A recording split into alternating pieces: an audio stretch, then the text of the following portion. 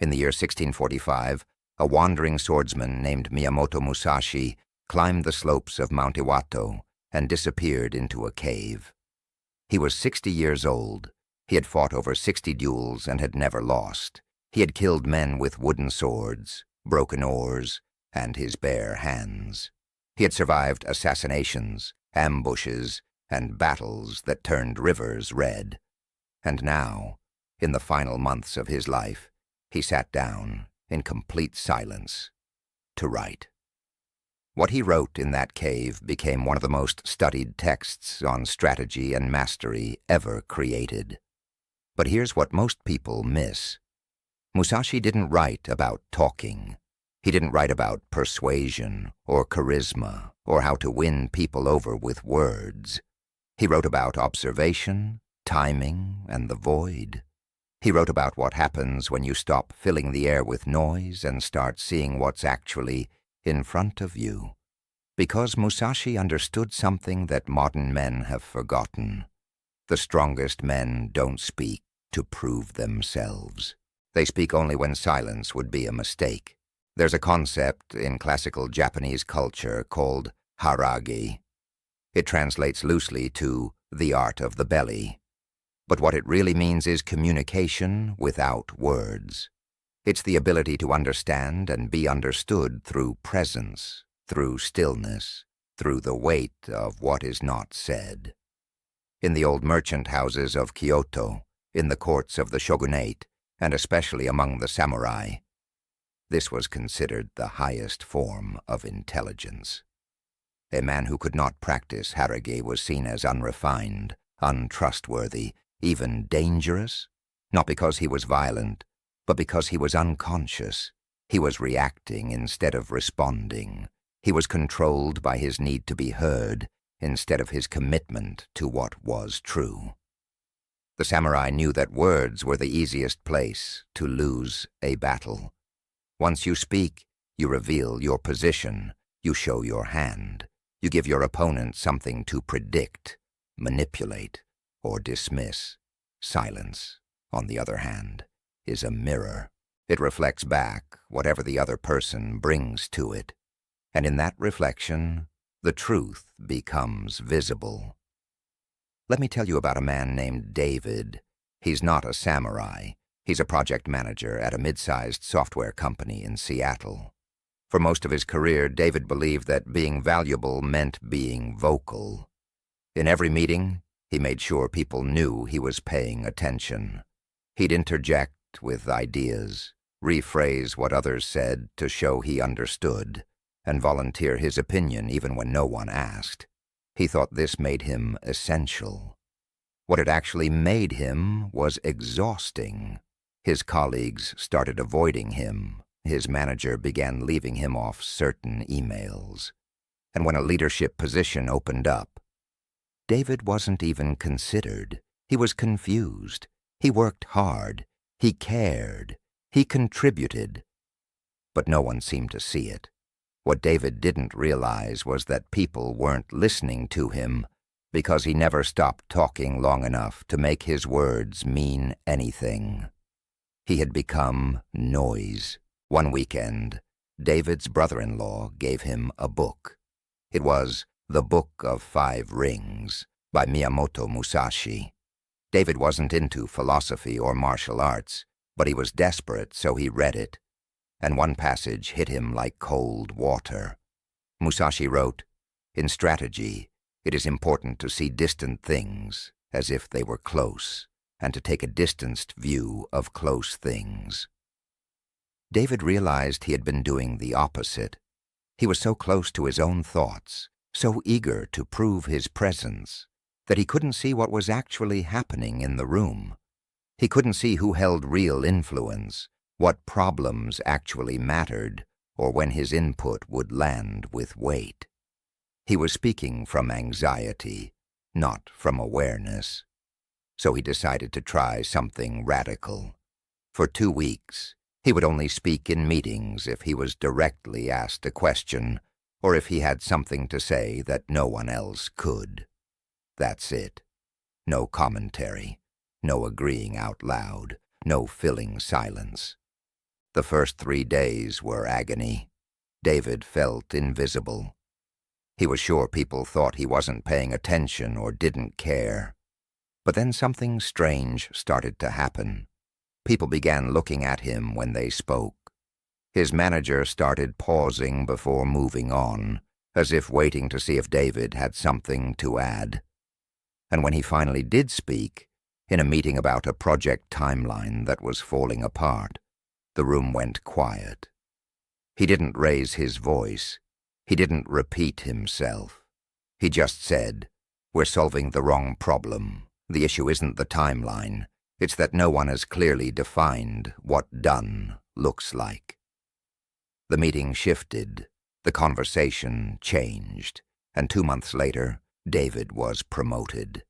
Not because he talked more, but because he had learned to make his words matter. He had learned what Musashi knew.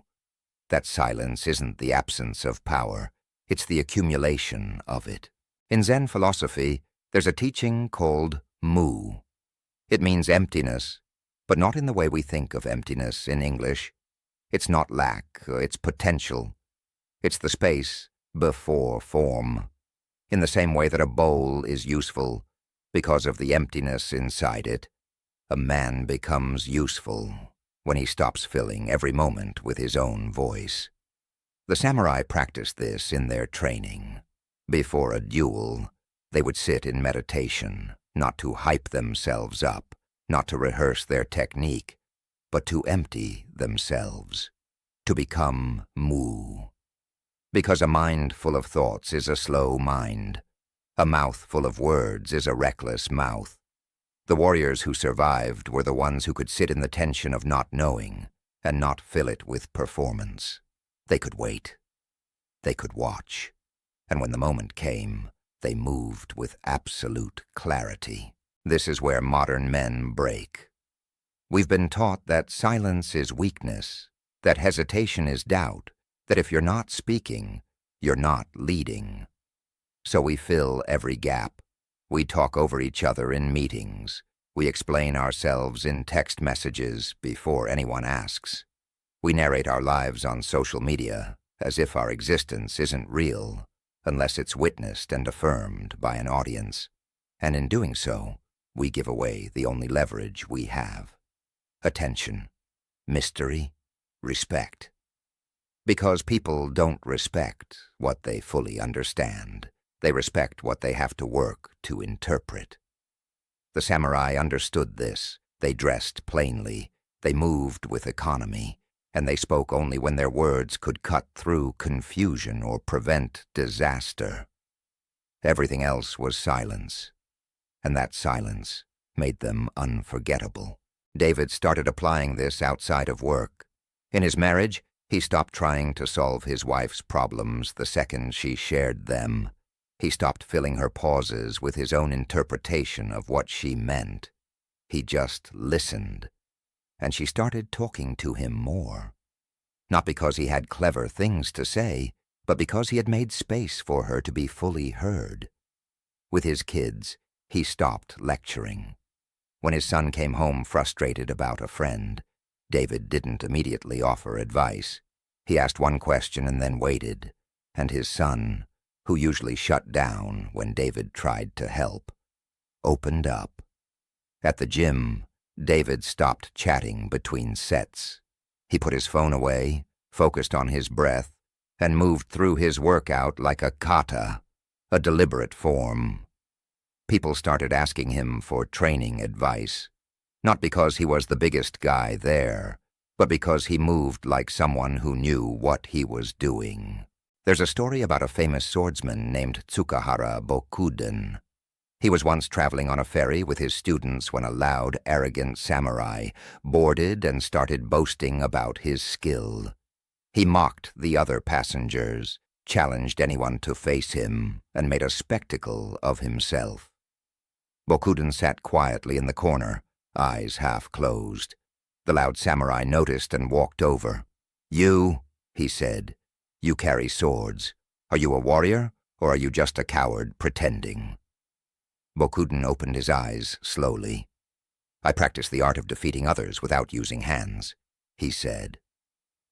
The loud samurai laughed. Defeating others without hands. What nonsense. Get up and prove it, or admit you're afraid. Bokuden stood calmly and suggested they move to a nearby island so no one else would be hurt.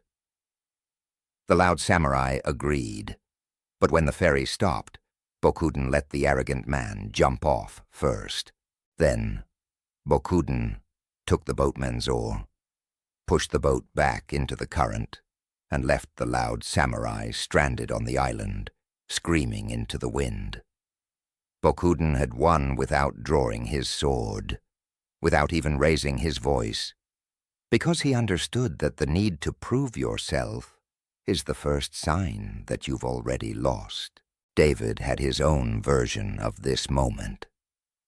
A colleague, someone who had always talked over him in meetings, started openly undermining him in front of the team.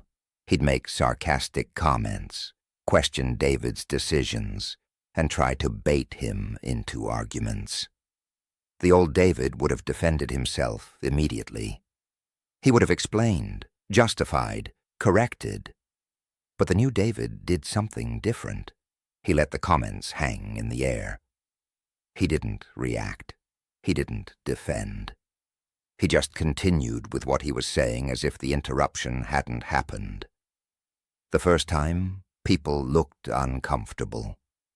The second time, people looked annoyed at the colleague, not at David. By the third time, the colleague stopped. Because there was nothing to push against. David had become like water. You can't fight water. You can't embarrass it or dominate it. It just flows around you and continues on its way. The Bushido code, the way of the samurai, has 7 core virtues: integrity, respect, courage, honor, compassion, honesty, and loyalty. You'll notice that eloquence is not on the list. Persuasion is not on the list. Charisma is not on the list, because the samurai didn't value the ability to convince people. They valued the ability to embody principles so completely that words became unnecessary. A samurai's reputation was not built on what he said about himself. It was built on what others observed when he thought no one was watching. And that's the part we've lost. We've become a culture of performers.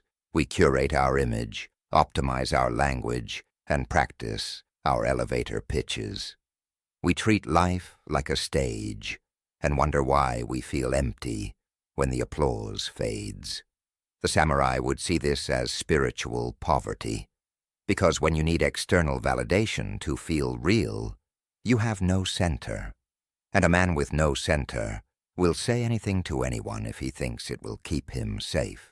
Musashi wrote about something called the void in his final work, The Book of 5 Rings.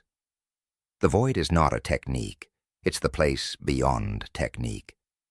It's what happens when you've trained so deeply that you no longer have to think. You just know.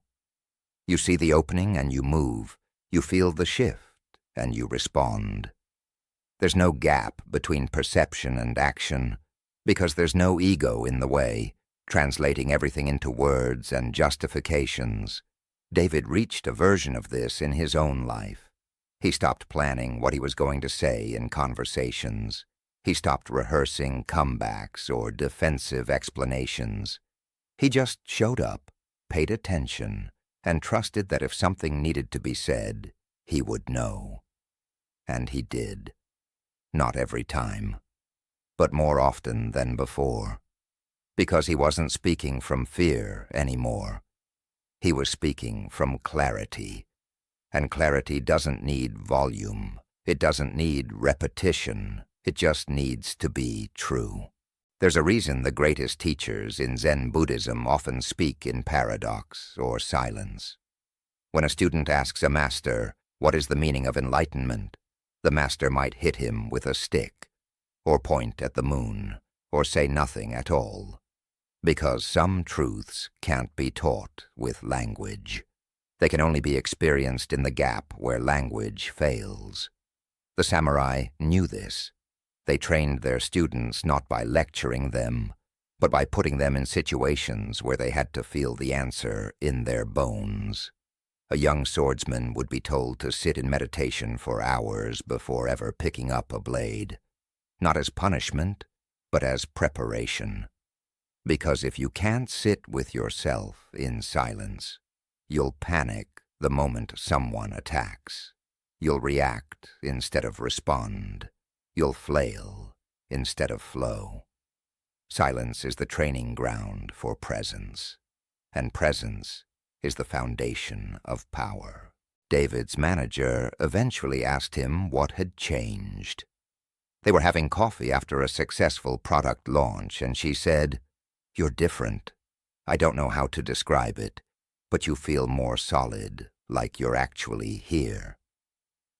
David smiled. He thought about telling her about Musashi, about the Bushido code, about everything he'd been learning, but instead he just said, "I stopped trying to fill every silence." She nodded slowly, as if that explained everything. And in a way, it did. Because the transformation wasn't about adding something. It was about removing everything that wasn't essential. The anxiety, the performance, the need to be seen as smart or capable or valuable. What was left was just David, and that was enough. In feudal Japan, there was a practice called seppuku, ritual suicide by disembowelment, performed to restore honor or avoid capture. But before a samurai committed seppuku, he would often write a death poem, a final statement of his understanding. These poems were rarely dramatic. They didn't beg for forgiveness or curse their enemies. Most of them were about the weather, or a flower, or the sound of wind in the trees. Because in the face of death, the samurai didn't need to justify his life. He just needed to notice it, to be present for his final breath. That level of acceptance, that freedom from the need to explain or defend, is what we're all moving toward whether we know it or not. Not literal death, but the death of the false self. The self that needs to be right, to be admired, to be constantly affirmed. When that self dies, what's left is the part of you that was never performing in the first place. The part that doesn't need words because it already knows. David's son asked him once, "Dad, why don't you talk as much as you used to?" They were sitting on the back porch, watching the sky turn purple. David thought about it. Then he said, "Because I was trying to prove something, and now I'm not." His son didn't respond right away. They just sat there, the two of them, listening to the crickets, and then his son said, "I like this better."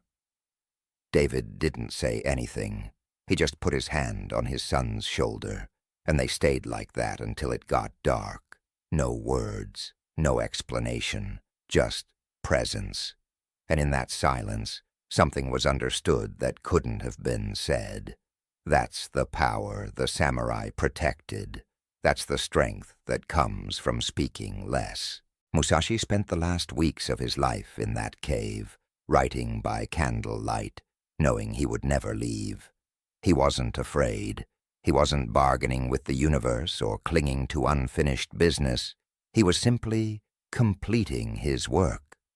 And when he finished the Book of 5 Rings, he sealed the scrolls and gave them to his student with one instruction: "Do not open this until I am gone."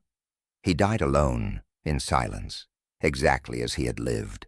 No grand speeches, no final declarations, just the steady, quiet completion of a life lived with absolute discipline. And centuries later, we're still reading his words, not because he was loud, but because he was clear, not because he said everything, but because he said only what mattered. That's the legacy of the strongest men. They didn't speak to fill the void. They became the void. And in that emptiness, they found everything. You don't need to climb a mountain or fight 60 duels to understand this. You just need to stop. Stop defending yourself to people who aren't listening. Stop explaining your choices to those who haven't earned your trust. Stop filling every pause with noise because you're afraid of what the silence might reveal. The silence won't destroy you. It will clarify you. It will show you what's real and what's performance. And once you see that, you can't go back. You won't want to, because there's a kind of freedom that only comes when you stop needing to be understood by everyone. When you stop translating your existence into language that others can approve of. The samurai called this mushin, the mind without mind, the state of no thought. It's not emptiness in the sense of lacking. It's emptiness in the sense of space, room to move, room to breathe, room to respond to what's actually happening instead of what you're afraid might happen. So here's what you do. For the next 7 days, practice this. In every conversation, wait 3 seconds before you respond. Not because you're calculating what to say, but because you're letting the other person's words land. You're feeling whether your response is necessary or just reflexive. Most of the time, you'll realize it's reflexive. You'll realize you are about to repeat what they just said, or agree in a way that adds nothing, or defend a position they weren't even attacking. Let those words die in your throat. Say nothing. And watch what happens. Watch how people lean in. Watch how they start choosing their words more carefully, because they know you're actually listening. Watch how your own mind becomes quieter, sharper, more present. This is the training. It's simple, but it's not easy. Because you've been conditioned to believe that silence is emptiness, that if you're not speaking, you're not contributing. But the samurai knew better. They knew that the most powerful position in any interaction is the one that doesn't need to be filled. The space that holds everything without grasping at anything. Musashi's last written words were these: think lightly of yourself and deeply of the world. Not because the self doesn't matter, but because the self is only real when it's in relationship with something greater. When you stop performing, stop defending, stop filling the air with proof of your existence, you become available to what's actually here. The people in front of you, the work that needs doing, the moment that's unfolding right now, regardless of whether you narrate it or not. That's the path, not to silence for its own sake, but to silence as a doorway, to presence, to clarity, to the kind of strength that doesn't announce itself because it doesn't need to. The strongest men spoke the least because they had nothing to prove and everything to protect. And what they protected wasn't their reputation. It was their attention, their energy, their ability to see the world as it is, not as they needed it to be. That's the teaching. That's the way. And it's available to you right now, in the next conversation, in the next moment you choose presence over performance. All you have to do is stop talking and start listening, not to others, to the silence itself. Because that's where the truth has been waiting all along.